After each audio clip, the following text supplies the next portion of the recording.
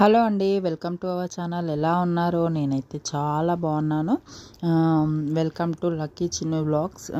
ఇవాళ డే వచ్చేసి శ్రావణ సోమవారం అనమాట. ఇంకా మార్నింగ్ అయితే లేసేసి ఇంకా కడప కడుక్కొని ముగ్గేసుకొని బయట పనులు అయితే ఫినిష్ చేసుకున్నాను. దాని తర్వాత స్నానం చేసి ఇంకా దీపారాధన అయితే చేసుకున్నాను. రోజు ఎట్లా చేసుకుంటున్నాను అట్లానే సింపుల్గా చేసుకున్నాను. దాని తర్వాత టీ పెట్టేసి ఇంకా మా పెద్ద పాపకి పాలు కూడా వేడి చేసి ఇచ్చేస్తాను. తర్వాత ఇంకా పిల్లలు లేచిన తర్వాత పిల్లలు కూడా స్నానం చేపించి ఇంకా గుడికి అయితే వెళ్తున్నాను అనమాట. శ్రావణ సోమవారం కదా. అలాగే నేను కొంచెం ఫాస్టింగ్ కూడా ఉన్నాను. అభిషేకం చేపిద్దామని చాలా రోజుల నుంచి అనుకుంటున్నా. ఇంకా ఫస్ట్ టైం సోమవారం కలిసి వచ్చిందని ఇంకా గుడికి అయితే వెళ్ళేసాను. అక్కడికి వెళ్ళేసరికి అభిషేకానికి ఇంకా కొంచెం టైం పడుతుందంటే ఇంకా కూర్చున్నాం. అక్కడ కూర్చొని ఒక 10 నిమిషాలు కూర్చున్న తర్వాత ఇంకా అభిషేకం అయితే స్టార్ట్ చేశారు. మంచి ఒక హాఫ్ అన్ అవర్ అయితే పట్టిందండి అభిషేకం చేయించడానికి. ఎంత ప్రశాంతంగా అనిపించిందో. 8:30కి అట్లా స్టార్ట్ చేసారు. చాలా ప్రశాంతంగా అనిపించింది. చాలా రోజుల తర్వాత వెళ్ళినా నేను గుడికి. ఇంకా చాలా అంటే చాలా ప్రశాంతంగా అనిపించింది. మంచిగా నెమ్మదిగా అభిషేకం చేశారనమాట. ఇట్లా మనతోటి పాలు, తేనె, పెరుగు అన్ని పంచామృతాలతో మనకిచ్చి అభిషేకం అనేది చేపిస్తారనమాట. ఇట్లా ఇంకా అది అయిపోయిన తర్వాత ఇంకా కొబ్బరి నీళ్ళతోటి కూడా అభిషేకం చేయించారు. దాని తర్వాత ఇంకెవరన్నా మనతో పాటు ఇంకెవరన్నా ఉంటే వాళ్ళని కూడా అభిషేకం చేయించారు. అభిషేకం అయిపోయిన తర్వాత ఇంకా గర్భగుడిలో నేను శివయ్యని కూడా చూపించడానికి ట్రై చేసినాను. ఇంకా కొంచెం కనిపించినట్టు ఉంది, లేదంటే లేదు. తర్వాత అభిషేకం అయిన తర్వాత ఇట్లా ఇంకా బొట్టు అయితే పెట్టేశారనమాట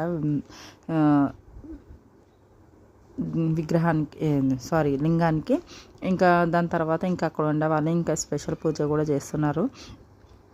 గంధము ప్లస్ ఇది విభూతితోటి రెండింటితోటి కలిపి బొట్టు అయితే పెట్టేశారు. నాకైతే చాలా బాగా అనిపించింది. ఇక చూడండి, దాని తర్వాత ఇంకా పూలతోటి అయితే శివయ్యని అలంకరించారు. ప్రతి ఒక్కరికి పూజించి అలంకారం చేయమంటే అక్కడ పెట్టేసి ఇంకా ఇంటికైతే వచ్చేసాం. ఇంటికి వచ్చిన తర్వాత ఇంకా నేను ఫాస్టింగ్ కదా, ఇంకా పిల్లలకైతే ఇంకా ఏదో ఒక టిఫిన్ చేయాలి కాబట్టి ఇడ్లీ అయితే పెట్టేశాను. ఇంటికి వచ్చి దెబ్బ చట్నీ చేసేసి ఇడ్లీలు అయితే పిల్లలకి ఇచ్చేసాను. దాని తర్వాత ఇంకా లంచ్లోకి వెజ్ బిర్యానీ చేద్దాం అనుకుంటున్నాను.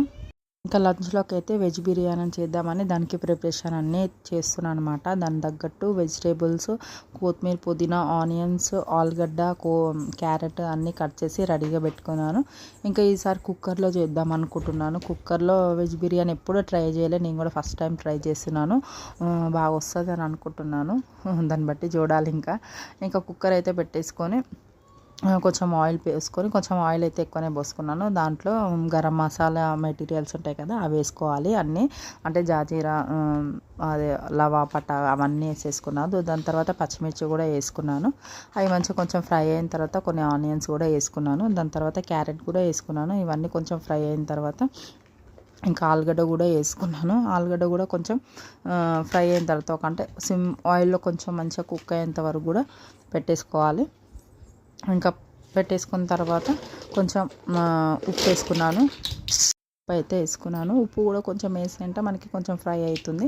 దాని తర్వాత ఒక టమాటా కూడా వేసినా కొంచెం టేస్ట్ బాగుంటుందని. దాని తర్వాత గరం మసాలా ఆకు కూడా వేసినాను. బిర్యానీలోకి వేసాం కదా, అది కొంచెం ఫ్లేవర్ వస్తుందని. దాని తర్వాత కొంచెం పసుపు, కొంచెం ధనియాల పొడి, కొంచెం గరం మసాలా, ఇవన్నీ వేసుకొని మంచిగా కొద్దిసేపు ఆయిల్లో కుక్ చేసుకున్నాను అనమాట. కొంచెం ఫ్రై అయ్యేంత వరకు ఆయిల్లో ఉడికితే మంచిగా ఉంటుంది కదా.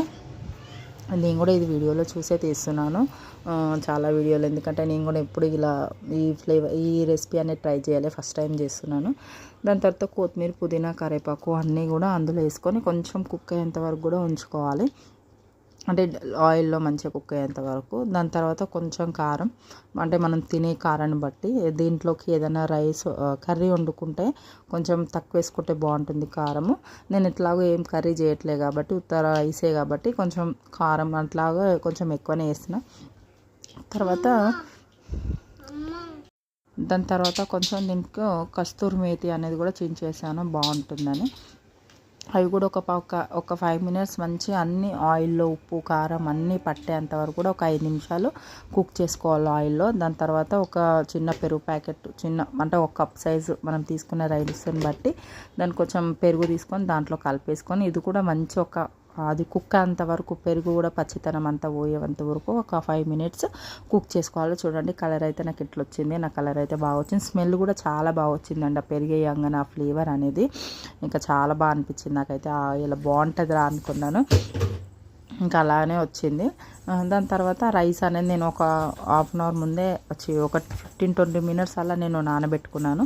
దాన్ని అదే రైస్ తీసుకొని మనం అదే కర్రీలో కొంచెం ఇట్లా కలిపినట్టు చేసిన తర్వాత వాటర్ పోసేసుకోవాలంటే మనం ఎంత తీసుకున్నామో, నేను ఒక గ్లాస్కి 2 గ్లాస్ వాటర్ తీసుకున్నాను కుక్కర్లోకి. అంటే నేను 2 గ్లాస్ రైస్ పెడితే 4 గ్లాస్ వాటర్ తీసుకున్నాను.